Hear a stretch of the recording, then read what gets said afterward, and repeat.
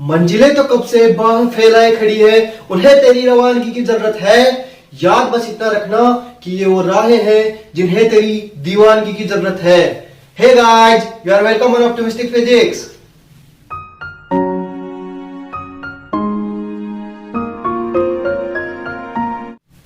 तो दोस्तों, last video में हमने विद्युत क्षेत्र के बारे में स्टडी की। विद्युत क्षेत्र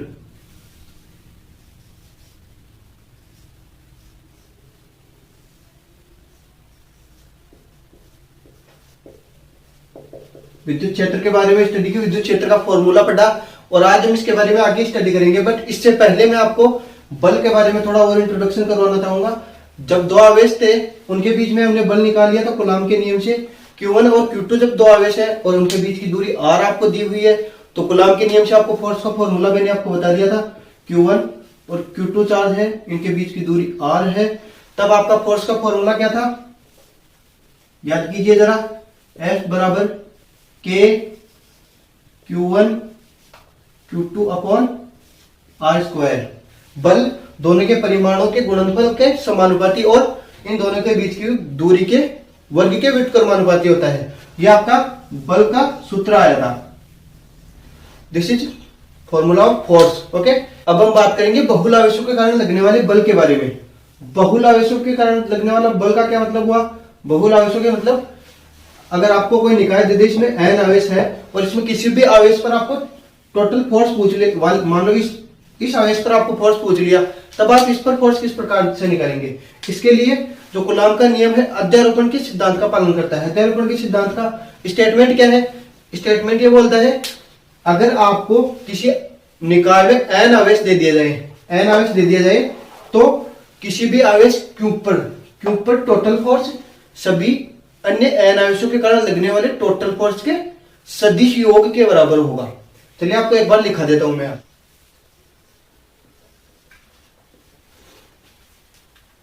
बहुल आवेशों के कारण लगने वाला बल अध्यारोपण सिद्धांत का पालन करता है, यानी सुपरपोजिशन थ्योरम का पालन करता है। ये सुपरपोजिशन थ्योरम को फॉलो करता है। सुपरपोजिशन थ्योरम अपने को क्या बोलती है? n आवेशों का कोई निकाय है, यहां पर टोटल आवेश n है, n चार्जेज है, तो इसमें किसी भी आवेश पर लगा बल अन्य आवेशों के कारण लगने वाले बलों के सदिश योग के बराबर होता है। ये इसका अध्यारोपण सिद्धांत का स्टेटमेंट है और कूलॉम का नियम इसका पालन करता है। कूलॉम के नियम के अनुसार फॉर्मूला क्या आया था बल का? F बराबर K Q1 Q2 upon R square. ये फॉर्मूला तो भाई साहब दिमाग में फिट बैठा लेना आपको। और इसमें K की value 9 into 10 to the power 9 fit होनी चाहिए ये तो। इसके बाद में आपको अगर दो आवेशों के बीच में Q1 Q2 था, 2 से ज्यादा दे दिया, 3 दे दिया, तो F1 प्लस F2 हो जाएगा, इन दोनों का सदिश योग। तीसरा चौथा और दे दिया, F3 और हो जाएगा, पांचवा दे दिया, F4 और हो जाएगा। मतलब समेशन ऑफ Fn, n बराबर 0 टू m। अगर m टोटल चार्जेज है तो F m तक जाएगा और इनके योग के बराबर हो जाएगा टोटल चार्ज F टोटल। ठीक है, उम्मीद है आपको अच्छे से समझ में आ रहा होगा। अगर कोई भी दिक्कत आपको आती है तो आप आइए हमारे टेलीग्राम चैनल पर। टेलीग्राम चैनल आपको लिंक मिल जाएगा डिस्क्रिप्शन में, और या फिर आप ऑप्टिमिस्टिक फिजिक्स के नाम से सर्च करेंगे तो आपको टेलीग्राम पर आसानी से मिल जाएगा। ठीक है, आप कोई भी क्वेश्चन पूछ सकते हैं। तो ये टोटल फोर्स हो गया। टोटल फोर्स आवेश, यहां पर अगर n आवेश थे तो n आवेशों के कारण टोटल जो चार्ज फोर्स लग रहा था वो इस आवेश पर लग जाएगा। ठीक है, चलिए आपको इसको एक एग्जांपल से समझा दूं मैं। अगर ये ठीक से कोई भी दिक्कत आ रही है तो एग्जांपल से आपको समझ में आ जाएगा। चलिए एक एग्जांपल करते हैं, अच्छा सा, सुंदर सा, सरल सा। अध्यारोपण का सिद्धांत आपको समझ में आया होगा। अध्यारोपण का सिद्धांत ही मेन काम कर रहा है यहाँ पर बहुल आवेशों के लिए। बहुल आवेशों के निकाय में मतलब आपको एक आवेशों का ग्रुप दे दिया और उसमें एक आवेश पर आपको फोर्स पूछ लिया, तब अध्यारोपण का सिद्धांत हमारे काम आ रहा है कि उसमें जो एक आवेश, जो आवेश पूछा है वो तो आप लेंगे ही लेंगे, उसके अलावा जितने सारे आवेश थे उनके कारण उस एक आवेश पर सारों के कारण फोर्स लगेगा और उनके फोर्स का सदिश योग करेंगे, वेक्टर सम अपन करेंगे। तो आपका टोटल फोर्स आ जाएगा। ठीक है, चलिए एक छोटा सा एग्जांपल लेते हैं। तो ये आपका एग्जांपल है, इसमें आपको टोटल 3 चार्ज दिए हैं, 3 आवेश दिए हैं, एक 5 कूलम का है, एक 2 कूलम का और एक 7 कूलम का। अब इसमें आपको पूछा क्या है, 5 कूलम आवेश पर कुल बल, total force on 5 coulomb charge. तो ये आपको फाइंड आउट करना है। कैसे फाइंड आउट करेंगे, आपको अध्यारोपण का सिद्धांत बताया था। अध्यारोपण का सिद्धांत क्या बोल रहा था, इस आवेश पर इन दोनों के द्वारा लगने वाले बल के योग के बराबर होगा, सदिश योग के बराबर। इसमें आपको कुछ दिशा नहीं दे रखी, तो आप इनका सीधा सीधा योग कर देंगे। ठीक है, तो करिए, देखिए इसको Q1 मान लो या फिर इसको कैपिटल Q मान लो। चलो Q1 मान लो, इसको Q2 और इसको Q3। देखिए मैंने आज यहाँ पर बोर्ड पर थोड़ा मोटा लिखने की कोशिश की। अगर आपको अभी भी छोटा लग रहा है तो कमेंट करके मेरे को जरूर बताइए कि मैं थोड़ा और प्रैक्टिस करूंगा। ये Q1, Q2, Q3, अपन को फोर्स कहां पर पूछा है, Q1 पर, F1 पर टोटल पूछा है, टोटल चार्ज। टोटल चार्ज क्या आएगा, F1 पर 2 के कारण ये वाला और 3 के कारण ये वाला, टोटल होगा F1 पर 2 के कारण। ये डायरेक्शन मैंने आपको बताई थी 1 2 वाली, नहीं देखा है तो पहले वाले वीडियो को आप जरूर देखिए, अच्छे से समझ में आ जाएगा। अगर आपने शुरू से लेक्चर नहीं देखे हैं या फिर पहले का आपको नॉलेज नहीं है तो कुछ समझ में नहीं आ रहा होगा, मेरे को यही उम्मीद है आपसे। F1 पर 2 के कारण प्लस F1 पर 3 के कारण। ठीक है, निकालिए F12 निकालिए पहले। अब देखिए, अब आपको बिल्कुल इजी काम करना है, कोई रट्टाबाजी नहीं करनी है। यहाँ पर आपको फॉर्मूला याद है, F बराबर के Q1 Q2 upon R square. Q1 ये चार्ज 5 कूलम है और Q2 ये चार्ज है 7 कूलम। ठीक है, के की वैल्यू फॉर्मूला लिखो या डायरेक्ट लिख दो, डायरेक्ट लिख देता हूं। फॉर्मूला आपके पास में ऊपर है तो डायरेक्ट आपको यहाँ पर याद भी रहेगा। 9 इंटू 10 टू द पावर 9, के की वैल्यू, Q1 की वैल्यू 5 कूलम, Q2 की value 7 coulomb and then upon R square. चलिए यहां पर दूरी तो आपको मैंने दी नहीं, दूरी में आपको और बता देता हूं एक बार। ये ले लो 2 मीटर, ये ले लो 7 मीटर ले लो। ठीक है, तो ये किस प्रकार से होगा, अब R स्क्वायर कैसे रखेंगे, इन दोनों के बीच की दूरी 7 मीटर है, 7 का स्क्वायर।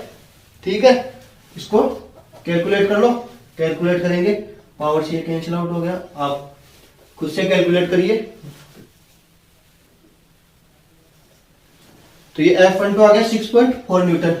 इसी तरह से F13 निकाल लीजिए, F13 निकाल ले। F13 आप खुद निकाल के देखिए एक बार। 9 into 10 to the power 9 into Q1 की वैल्यू 5 कूलम फिक्स है, Q2 यहां पर चेंज हो रहा है, Q2 की वैल्यू 2 कूलम आ गई, अपॉन इन दोनों के बीच की दूरी 2 मीटर, तो ये 2 का स्क्वायर। उम्मीद आपको अच्छे से समझ में आ रहा होगा। कैलकुलेट करिए, समझ में आ रहा है, समझ में आ रहा है, क्या समझ में आ रहा है, कैलकुलेट नहीं कर पा रहे तो 45/2, 45/2 गुणा 10 की पावर 9, यहां पर भी लिख लीजिएगा 10 की power 9, 10 to the power 9 newton. तो 22.5 into 10 to the power 9 newton. ये F13 आ गया और ये F12 था। तो ये अपना चार्ज Q1 था, इस पर टोटल फोर्स क्या हो गया, इन दोनों का योग F total force F12 plus F13, 6.4 plus 22.5, 6.4 into 10 to the power 9 plus 22.5 into 10 to the power 9 newton. इन दोनों को तो जोड़ ही लोगे यार।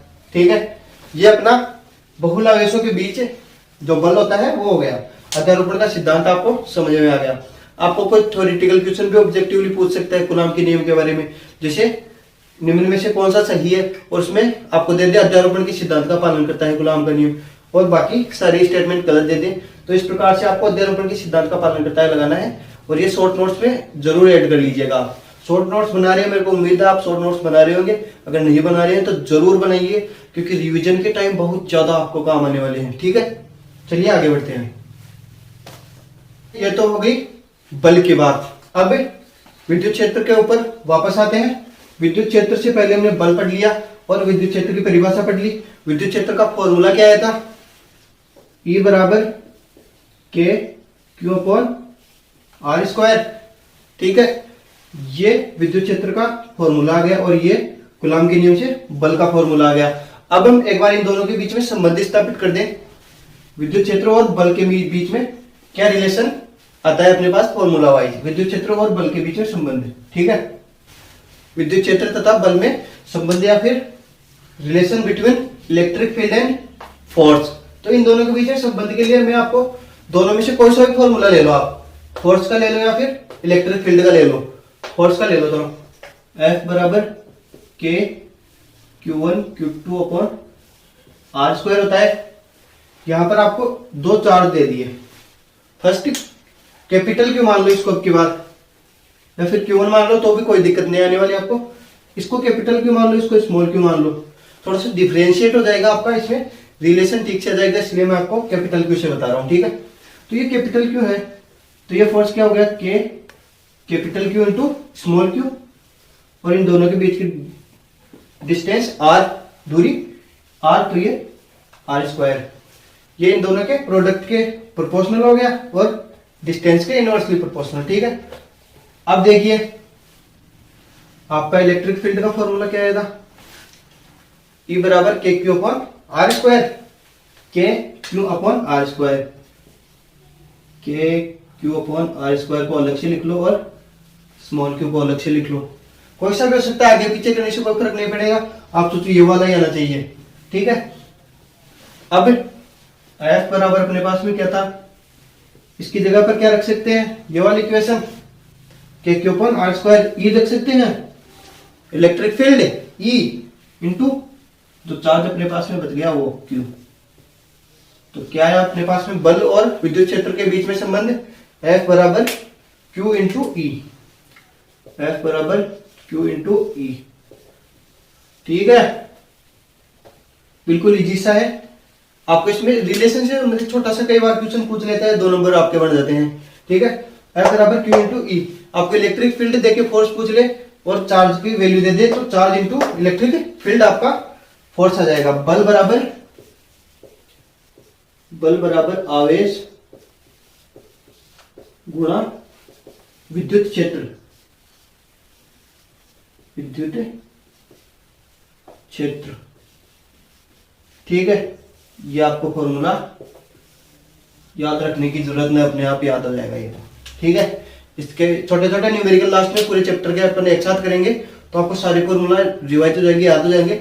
आप शॉर्ट नोट्स बना के रखिए, जिससे आपको एक जगह फॉर्मूला रहेंगे। आप जैसे क्वेश्चन देखेंगे, अगर फॉर्मूला याद नहीं है, शॉर्ट नोट्स खोला, एक पेज में सारा पढ़ा है, देखा, किया। ठीक है, इससे आपके एग्जाम में स्पीड भी बढ़ जाएगी। ठीक है, चलिए आगे बात करते हैं।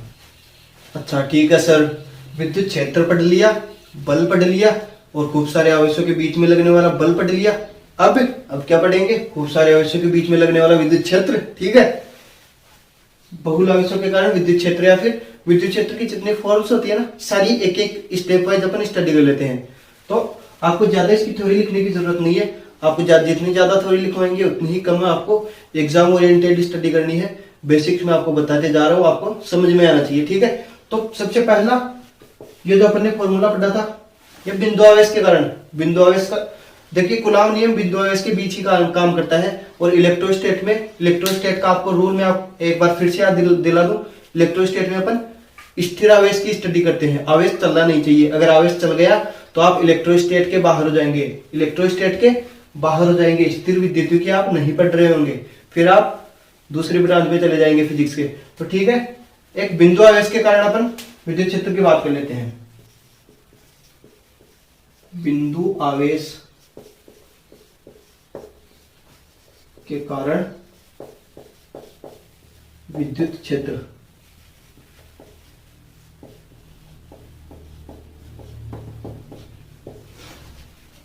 बिंदुआवेश के कारण विद्युत क्षेत्र का मतलब आपको ये चार्ज क्यों दे दिया, और इस पॉइंट पर पी पॉइंट पर आपको विद्युत क्षेत्र पूछ लिया। इससे अगर डिस्टेंस आर है तो पी पर क्यू के कारण लगने वाला विद्युत क्षेत्र ज्ञात कीजिए।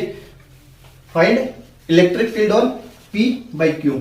ओके, तो ये किस प्रकार से फाइंड करेंगे, ई बराबर फील्ड क्या आ जाएगी, ई बराबर k q upon r square.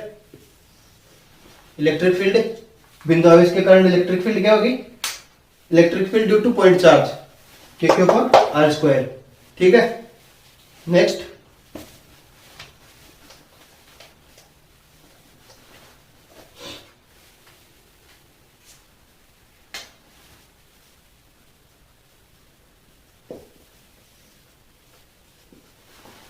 Next इसकी बात करें, इसके बीच के ग्राफ की। इसके बीच ग्राफ किस प्रकार से बनेगा, दूरी और विद्युत क्षेत्र के बीच का ग्राफ। दूरी और विद्युत क्षेत्र का ग्राफ आप देखिए, दूरी के व्युत्क्रमानुपाती है, दूरी के वर्ग के व्युत्क्रमानुपाती है, दूरी के स्क्वायर के, डिस्टेंस के स्क्वायर के इनवर्सली प्रोपोर्शनल है। तो ये इस प्रकार से बनेगा, जैसे जैसे दूरी बढ़ेगी इलेक्ट्रिक फील्ड घटती जाएगी। ये आप खुद महसूस कर सकते हैं, जैसे क्यों ये आर की वैल्यू बढ़ रही है, इस चार्ज से दूर जिस प्रकार से जाएंगे वैसे वैसे विद्युत क्षेत्र कम होता जाएगा। ठीक है, जैसे जैसे आर की वैल्यू बढ़ेगी वैसे वैसे विद्युत क्षेत्र कम होता जाएगा। यहाँ पर आ गए तो विद्युत क्षेत्र और भी कम होगा, इसके पास आएगा तो ज्यादा हो जाएगा। आर की वैल्यू यहाँ पर कम है, विद्युत क्षेत्र ज्यादा है, दूर है, विद्युत क्षेत्र कम है। तो ये इनवर्सली प्रोपोर्शनल के कारण इस प्रकार का ग्राफ आ जाएगा। ठीक है, चलिए नेक्स्ट बात करते हैं। नेक्स्ट इसमें सीधे आवेशित तार के कारण, सीधे आवेशित तार के कारण विद्युत क्षेत्र, विद्युत क्षेत्र आवेशित तार के कारण। अगर आपको अनंत लंबाई का तार दे दे इस प्रकार से, इसकी आपको मोटाई नहीं दे, क्योंकि अनंत लंबाई का तार दे दे, इस पर आवेश समान रूप से इसके ऊपर है, आवेशित तार है और इसके ऊपर आवेश समान रूप से बिखरा हुआ है पूरे तार पर, और ये इन्फिनिटी तक जा रहा है। इन्फिनिटी का ये मतलब नहीं है आपको क्वेश्चन में भी इन्फिनिटी दे, क्वेश्चन में आपको इसकी लेंथ दी हुई आएगी, इसकी एल लेंथ दे दे, इसकी एल लेंथ दे दे, और इससे किसी आर दूरी पर या फिर पी पॉइंट पर जो है आपको विद्युत क्षेत्र पूछ ले, यहां से मान लो आर डिस्टेंस है, तो इसके इस पी बिंदु पर इसके कारण इलेक्ट्रिक फील्ड आपको पूछ ले, तब आप किस प्रकार से करेंगे। तो इसके लिए आपको फॉर्मूला है E बराबर 2k lambda upon are. Are बिंदु से तार के बीच की दूरी, और के की वैल्यू 9 × 10⁹ आपको पता ही। अब लेम्डा क्या है, इसमें लेम्डा के बारे में बात करते हैं। लेम्डा है इस तार पर आवेश घनत्व, इस तार पर आवेश घनत्व। आवेश घनत्व यानी कि अगर आपको इसकी लंबाई दे दे 2 मीटर, 2 मीटर दे दे, आवेश घनत्व किस प्रकार से नापते हैं, आवेश प्रति एकांक मीटर या फिर एकांक लंबाई पर, एकांक लंबाई पर आवेश घनत्व। तो 2 मीटर पर आपको 5 कूलम आवेश दे दे, ये तार है 2 मीटर लंबा, उसके ऊपर 5 कूलम आवेश समान रूप से बिखरा हुआ है, तो इसका आवेश घनत्व क्या होगा, आवेश होगा लंबाई बटे कुल आवेश, आवेश घनत्व लैम्डा बराबर टोटल लंबाई 2 मीटर और कुल आवेश 5 कूलम है, तो लैम्डा 2/5 हो गया। ठीक है, या फिर 0.4 हो गया। ठीक है, तो ये लैम्डा की वैल्यू इस प्रकार से आ जाएगी। तो ये हो गया सीधे आवेशित तार के कारण विद्युत क्षेत्र, electric field due to infinitesimal wire. ठीक है, ये लैम्डा की वैल्यू, लैम्डा आपको समझ में आ गया। लैम्डा इसके ऊपर आवेश घनत्व है, आपको ये चीज आपको याद रखनी है ठीक से। यहां पर के की वैल्यू 9 × 10⁹ है, और लैम्डा आवेश घनत्व, चार्ज डेंसिटी। ठीक है, और आर दूरी, बिंदु से दूरी, ये बिंदु से दूरी। ठीक है, ये आपको अगर जैसे दे दे 10 मीटर का, 5 मीटर का, जितना भी देना है वायर दे देगा, आपको तार दे देगा, और फिर उससे आर दूरी पर कोई भी डिस्टेंस दे देगा, और उसके ऊपर आपको विद्युत क्षेत्र पूछ लेगा, इस तार के कारण लगने वाला विद्युत क्षेत्र, इस वायर के कारण इलेक्ट्रिक फील्ड आर डिस्टेंस पर आपको पूछ लेगा। तब आप ये फॉर्मूला काम में लेंगे। E बराबर 2k लैम्डा अपॉन r। ठीक है, यहां पर आपको कूलॉम के नियम से कुछ नहीं मिल रहा है, ये सारे निकायों के लिए अलग अलग फॉर्मूला आपको मिलेंगे, तो ये आपको याद रखने पड़ेंगे। ठीक है, और इनके ऊपर बेस्ड आपको क्वेश्चन भी अच्छे अच्छे मिल जाते हैं। मैं आपको एग्जांपल्स बाद में करवाऊंगा, एक बार पूरे निकायों के कारण आपको जो विद्युत क्षेत्र के फॉर्मूलाज है वो एक जगह लिखवा दूं। ठीक है, तो ये हो गया वायर के कारण। अब नेक्स्ट अपन बात करते हैं। चलिए, ये तो वायर के कारण हो गया। अब आपको शीट पर पूछ ले, अनंत आवेशित शीट या फिर आवेशित शीट पर आपको विद्युत क्षेत्र पूछ ले, तब आप किस प्रकार से निकालेंगे। आवेशित शीट पर विद्युत क्षेत्र, आवेशित शीट मतलब जैसे आपका पेज जिस प्रकार से है उस प्रकार से आपकी शीट हो गई। वो तो आपका तार था, सीधा तार था इस प्रकार से। अब इसकी चौड़ाई भी आपके पास है, लंबाई के साथ साथ चौड़ाई भी है, तब आप किस प्रकार से इसके ऊपर निकालेंगे। ये इधर इन्फिनिटी तक है, इधर भी इन्फिनिटी तक है। ठीक है, तब आप इस प्रकार से निकालेंगे। ये आवेशित है,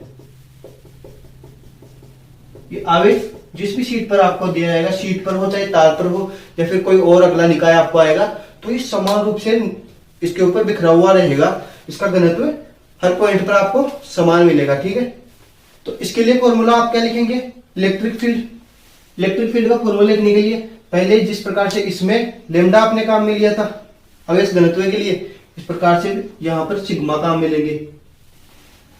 आपको इसमें लेमडा दिया हुआ भी आ सकता है, कई बार इस प्रकार से दे दिया जाता है कि लेमडा, इसका घनत्व आवेश घनत्व लेमडा है तार का, और इसकी लंबाई ये जो XYZ है वो है, और फिर आपको ये दे देगा। ठीक है, तब आप ये इलेक्ट्रिक फील्ड निकालेंगे। आपको एग्जांपल से बिल्कुल ठीक से समझ आएगा। एक बार आप फॉर्मूला लिख लीजिए, 2k लैम्डा अपॉन r। अब इस पर सिग्मा आवेश दे दिया, एकांक क्षेत्रफल पर आवेश सिग्मा दे दिया, ये टोटल इसका आवेश घनत्व हो गया सिग्मा। जब भी आपको सिग्मा दे दिया तो विद्युत क्षेत्र E बराबर सिग्मा अपॉन 2 एप्सिलॉन नॉट या फिर epsilon 0। Electric field sigma upon 2 epsilon not. यहां पर सिग्मा क्या था, आवेश